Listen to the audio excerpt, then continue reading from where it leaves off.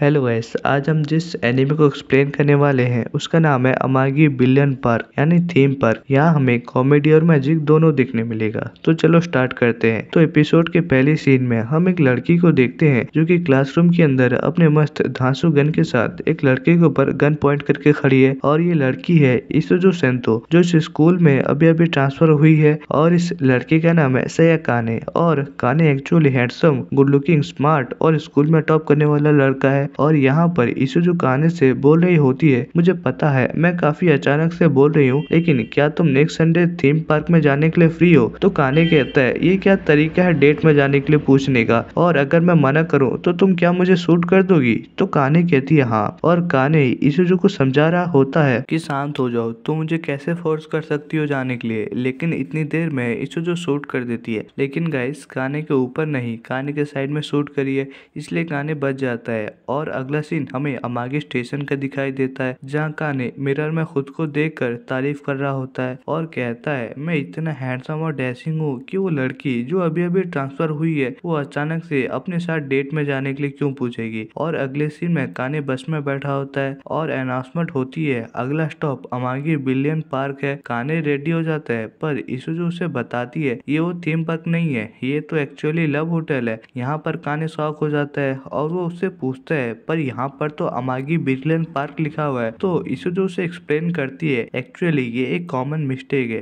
पहले ये एंट्रेंस हुआ करता था पर उसे मूव करना पड़ा, ये तो 10 साल पुरानी बात है। और अगले सीन में देखते हैं काने और इसुजो अमागी बिलियन पार्क पहुंच जाते हैं। पर काने पार्क की हालत देखकर खुश नहीं होता क्योंकि पार्क की हालत कुछ इस तरह की थी। फिर अगले सीन हम ये देखते हैं इसुजो काने को सॉर्सरस हिल ले जाती है, वहाँ पर उसे ट्रेन टाइप गाड़ी में बिठाती है और उस ट्रेन की पटरी की हालत कुछ इस तरह की होती है जो देखकर काने का कलेजा ही मुंह में आ जाता है। और अगले सीन में मफल्स कैंडी हाउस को देखते हैं, वहाँ चूहों को इस टॉय वाले गन से मारना होता है।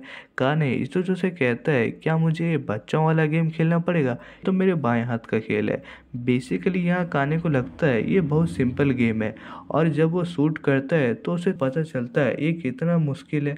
और वो चूहे भी काफ़ी फास्ट होते हैं और उन्हें हिट करना काफ़ी डिफिकल्ट है। पर काने बड़ी मुश्किल से 13 चूहों को हिट कर देता है और उसका स्कोर होता है 100 से 13। फिर हम यहाँ ये देखते हैं दोनों को मौका मिलता है मफल्स के साथ फोटो उठाने का, लेकिन काने कहते हैं मुझे कोई शौक नहीं है टेडी बेयर के साथ फोटो उठाने का, और तुम्हें वाकई लगता है लोगों को इस तरह फोटो उठाना पसंद है? तो इससे जो काने को कुछ फोटो दिखाती है, कुछ सोल्जर ने हाई स्कोर करने के बाद मफल के साथ फोटो उठाया था और इतनी देर में मफल आ जाता है। तो इससे जो इंट्रोड्यूस करती है, ये है मफल, ये यहाँ का मोस्ट पॉपुलर मास्कोट है। और काने मफल को घूरने लगता है और मफल भी काने को घूरने लगता है, और इन्हें देख के लगता है मफल को पसंद नहीं आया काने से मिलकर। उसके बाद इसुजो मफल से कहने लगती है, हम तुम्हारे साथ फोटो उठाना चाहते हैं। तो मफल भी काने और इसुजो की फोटो उठाता है। तो ये देखकर काने मफल से कहता है, क्या तुम हमारे साथ फोटो नहीं उठाओगे? और मफल यहाँ पर काने को पूरा इग्नोर मार देता है। ये देखकर काने बहुत गुस्से में जाता है और वो वहाँ से जाने लगता है, और जाते जाते बोलता है, मैं यहाँ से जा रहा हूँ और वैसे मुझे कोई शौक नहीं है कॉपीराइट वैल्यूएशन के साथ टाइम वेस्ट करने का। और ये सुन के मफल को गुस्सा आ जाता है और वो काने के ऊपर कैमरा फेंक के मारता है। उसके बाद इसुजो काने को बताती है, मफल को बहुत ज्यादा गुस्सा आता है जब कोई उसे कॉपीराइट वैल्यूएशन बोलता है। तो इसका मतलब ये है अपने गेस्ट को कैमरा फेंक के मारेगा, और ये फाइटिंग पोज में क्यों है? और इतना कहते ही मफल काने के ऊपर अटैक कर देता है और उन दोनों के बीच में घमासान न्यूज शुरू हो जाती है। और यहाँ पर मफल और काने लड़ रहे होते हैं, तो इसुजो उन दोनों के ऊपर फायर कर देती है। तो काने सोचता है, क्या मैं मरने वाला हूँ? क्या इस पागल लड़की ने मुझे गोली मार दी? तो काने देखता है उसे गोली नहीं लगी है। और उसके बाद इसुजो उन दोनों से कहती है, तुम्हें लड़ना नहीं चाहिए, तुम दोनों को दोस्ती करनी चाहिए। तो काने इसुजो से कहता है, मैं इसके साथ कभी नहीं रह सकता और दोस्ती तो कभी नहीं करूंगा। तो मफल भी कहता है, मुझे भी कोई शौक नहीं है तुम्हारे साथ दोस्ती करने का। तो ये देखकर काने शौक हो जाता है और वो कहता है, क्या ये बात कर सकता है? और अगले सीन में हम देखते हैं काने कंप्लेन कर रहा होता है मफल के बारे में,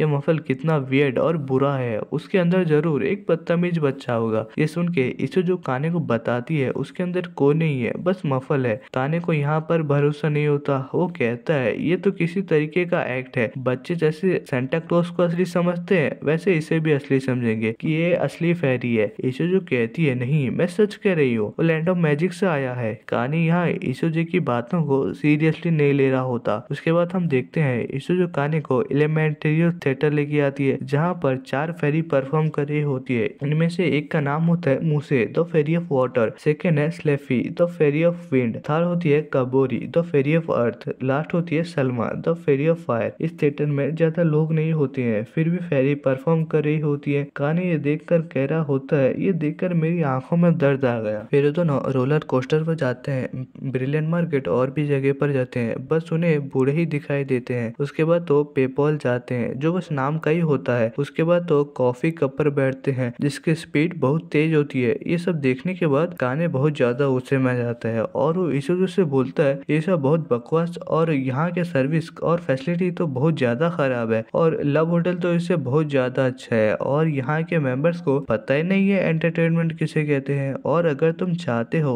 कि तुम पे कोई यकीन करे तो सबसे पहले तुम्हें खुद पर यकीन करना होगा। और इशुजो काने से कहने लगती है तुमने जो बात कही है वो कड़वी जरूर है पर वो सच है। काने कहने लगता है तुम भूल जाओ मैंने तुम्हें जो कुछ कहा है, वैसे भी मैंने इसे किसी बुक से कॉपी मारा था। फिर इशुजो कहने लगती है मुझे लगा तुम अपसेट इस वजह से हो, तुम्हें एक सिरफिरी लड़की ने फोर्स करके बुलाया है, लेकिन अब पता चल रहा है तुम इस पार्क की वजह से नाराज हो। फिर वो अपने बैग से एक नोटबुक निकालती है जहाँ काने के बारे में सब कुछ लिखा था कि उसका पूरा नाम क्या है और वो किस स्कूल से है और उसकी फैमिली में कितने मेंबर है। और यहाँ इशुजो काने को ये भी बोलती है कि वो एक ओल्ड फीमेल रिलेटिव के साथ रहता है और तुम स्मार्ट टैलेंटेड एथलेटिक भी हो पर तुम खुद को इतना एडमायर करते हो कि दूसरों से अलग रहते हो, इसलिए तो तुम्हारी कोई गर्लफ्रेंड और फ्रेंड नहीं है और तुम लंच भी अकेले करते हो क्योंकि तुम्हें कोई पसंद नहीं करता। ये सब सुनने के बाद काने शॉक हो जाता है। उसके बाद तो पूछता है उसको ये सब कैसे पता चला, तो इशुजो बोलती है कि वो काफी समय से उसके बारे में रिसर्च कर रही थी, लेकिन वो ये भी बोलती है कि कुछ साल पहले उसके जैसा एक फेमस चाइल्ड एक्टर हुआ करता था और वो काफी सक्सेसफुल भी था, लेकिन वो किसी वजह से रिटायर हो गया और उसे इसी वक्त हाई स्कूल में होना चाहिए। और मैं ये सोच रही थी वो इस पार्क को देखकर क्या बोलता। उसके बाद काने इशुजो से बोलता है इसका मतलब तुम मुझे डेट में लाने से पहले जानती थी। फिर वो इशुजो से बोलता है कि तुम जिस कोतामा सैया की बात कर रही हो वो अभी एग्जिट नहीं करता और अगर तुम उसे इस पार्क में ज्वाइन करने के लिए सोच रहे हो तो तुम अपना टाइम वेस्ट कर रहे हो। और ये सब कह के काने वहाँ से जाने वाला होता है तो इशुजो उसे रोकती है और उसे क्रॉकेट्स खाने देती है, पर पहले काने मना करता है, लेकिन इशुजो के रिक्वेस्ट पर एक बाइट लेता है। लेकिन एक बाइट लेने के बाद उसे क्रॉकेट्स बहुत अच्छा लगता है और वो उस तीनों को खा लेता है। उसके बाद वो उसे उस इंसान के पास ले जाती है जिसने क्रॉकेट्स बनाई है। फिर इशुजो और काने मफल कैसल टेरिस पर जाते हैं उस पार्क के मैनेजर से मिलने के लिए। अब ये मैनेजर वही है जिसने क्रॉकेट्स बनाई होती है। उसके बाद काने और इशुजो टेरिस पर पहुंच जाते हैं और काने देखता है ब्यूटीफुल ड्रेस में एक खूबसूरत लड़की होती है और उसे देखने के बाद काने को कुछ शॉर्ट फ्लैशबैक आती हैं। उसके बाद इशुजो काने को उस लड़की से बात करने के लिए कहती है। काने उस लड़की के पास जाता है तो लड़की बोलती है तुम जरूर इशुजो और काने हो, मैं लतीफा फ्लोंजा हूँ, मैं इस थीम पार्क की हेड मैनेजर हूँ और यहाँ आने के लिए तुम्हारा बहुत बहुत शुक्रिया। तो काने लतीफा से कहता है क्या तुमने क्रॉकर्स बनाए थे? लतीफा कहती है हाँ मैंने ही बनाए थे और मैं इसे हर दिन बनाया करती हूँ। इसके बाद काने लतीफा से कहने लगता है आखिर तुम उसे चाहती क्या हो? लतीफा यहाँ काने से कहने लगती है तुम्हें आके यहाँ अच्छा नहीं लगा होगा और मेरी एक रिक्वेस्ट है, ये पार्क बंद होने वाला है और मैं ये चाहती हूँ तुम इस पार्क के नए हेड मैनेजर बन जाओ और तुम्हें इस पार्क को बचा सकते हो। ऑर्गो ने तो हमें यही बताया था, ये ऑर्गो कौन है ये हमें आगे पता चलेगा। फिर लतीफा ये भी बोलती है वो लोग मैपल लैंड से आए हैं और वो जादुई दुनिया से अर्थ पर आए हैं और अगर उन लोगों ने 3 महीनों में 2.5 लाख गेस्ट को अट्रैक्ट नहीं किया तो इस पार्क को फोर्सफुली बंद कर दिया जाएगा और अगर ऐसा हो गया तो मैपल लैंडर्स अपना घर खो देंगे। इतना सब कुछ सुनने के बाद काने लतीफा से कहता है मैं जादुई दुनिया पर यकीन नहीं करता और लतीफा सोचती है मुझे मालूम था ये मेरी बातों पर यकीन नहीं करेगा और लतीफा कहती है ठीक है मैं इसी वक्त अपना मैजिक तुम्हारे साथ शेयर करूंगी। ये सुनने के बाद काने का कुछ समझ नहीं पा रहा होता तो लतीफा काने के पास जाती है और उसे किस कर देती है तो काने को कुछ फ्लैशबैक दिखाई देती है जहाँ काने को एक छोटी बच्ची और एक छोटा बच्चा दिखाई देता है। इतनी ही देर में काने गिर जाता है तो लतीफा टेंशन में आ जाती है और अगले सीन में हम देखते हैं काने उसकी रूम में होता है और उसकी आंखें खुल जाती है। उसके बाद काने वॉशरूम जाने लगता है, लेकिन इसुजू दिख जाती है और इसुजू को देखकर बहुत चौंक जाता है। फिर वो भागकर अपनी आंट के पास जाता है और कहता है कि लड़की यहाँ क्या कर रही है। तो आंट उसे बताती है वही लड़की कल रात तुम्हें घर लेके आई थी और उसकी आखिरी ट्रेन मिस हो गई थी, इसलिए मैंने उसे रहने के लिए बोल दिया। फिर काने के जो आंट है वो मन ही मन सोच रहे होते हैं आखिरकार काने भी डेट पर जाने लगा है। हर बार की तरह इसने लड़कियों को दुश्मन नहीं बनाया। मैं गार्डियन के होने के नाते बहुत खुश हूँ, लेकिन गाइस काने को यहाँ सब बातें सुनाई दे रही होती हैं। फिर कानी अपने आंट से पूछता है ये सब क्या सोच रहे हो और मैं डेट में जा रहा हूँ, ये तुम्हें क्यों लग रहा है। और आंट काफी हैरान हो जाती है क्योंकि ये सब बातें तो वो अपने मन में सोच रही होती है। मेरे मन की बात काने को कैसे पता चल रही है और यहाँ इसुजू भी बातें सुन रही होती है। फिर काने की आंट कहती है मैं जरूर नींद में बड़बड़ा रही होंगी। ये कहने के बाद अंदर चली जाती है सोने के लिए। फिर इसुजू काने को कहती है क्या तुम्हें मैजिक पावर मिल गई है और तुम अब भी हम पे यकीन नहीं करोगे। और यहाँ काने हैरान खड़ा था और ये एपिसोड यहाँ पे खत्म होता है। और अगर आपको सेकंड एपिसोड चाहिए तो please comment me second episode and thanks for watching and bye.